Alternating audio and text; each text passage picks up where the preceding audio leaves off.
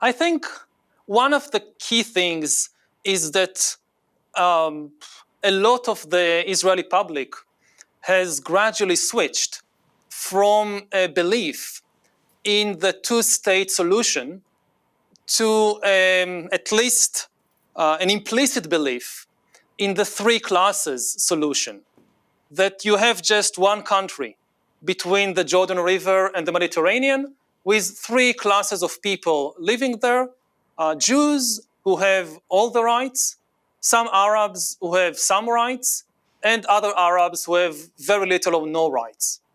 And this is increasingly the situation on the ground. And this is increasingly also the aspiration or the mindset of even people in the government. And this is extremely worrying, but this is what is happening.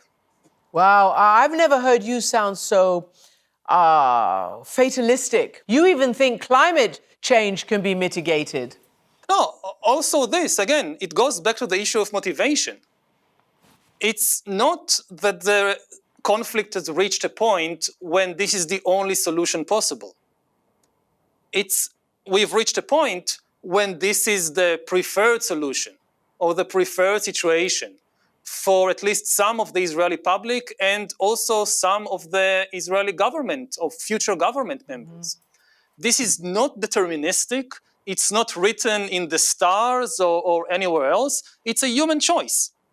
I hope that people will make different choices, but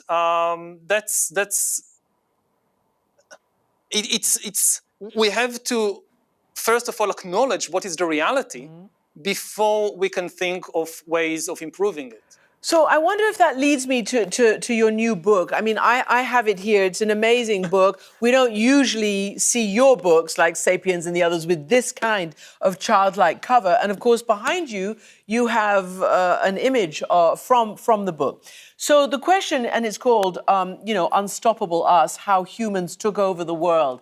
It's your history lesson and civics lesson for young people. In view of what we've just been talking about, motivation and understanding, what do you think telling kids will do to shape the future?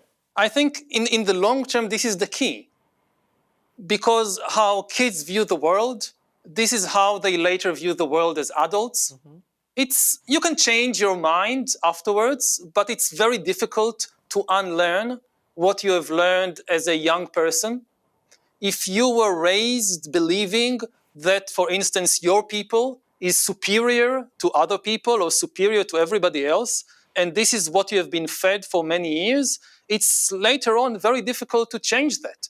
And unfortunately, we see it again. It's not an Israeli phenomenon. We see it in many countries around the world, in many people, many nations around the world. They raise their young people on this kind of view that we are better than everybody else. Our interests are more important than those of everybody else.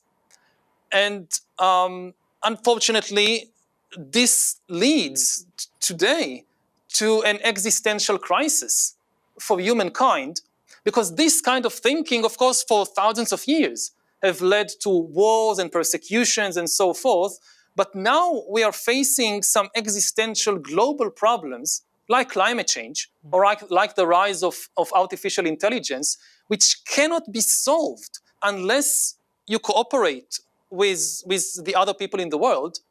And if people have this mindset that we are superior to everybody and that only our interests matter, then cooperation is almost impossible.